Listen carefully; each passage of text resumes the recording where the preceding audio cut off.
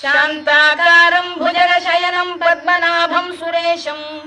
विश्वाधारं गगनसदृशं मेघवर्णं शुभांगं लक्ष्मीकान्तं कमलनयनं योगिधृध्यानगम्यं वन्दे विष्णुं भवभयहरं सर्वलोकैकनाथं मेघश्यामं पीतकौशेयवासं श्रीवत्साङ्कं कौस्तुभोद्भासिताङ्गं पुण्योपेतं पुण्डरीकायताक्षं विष्णुं वन्दे सर्वलोकैकनाथं नमः समस्तभूतानामादिभूताय भूभृते अनेकरूपरूपाय विष्णवे प्रभविष्णवे सशङ्खचक्रं सकिरीटकुण्डलं सपीतवस्त्रं सरसीरुहेक्षणं सहारवक्षस्थलशोभिकौस्तुभं नमामि विष्णुं शिरसा चतुर्भुजम्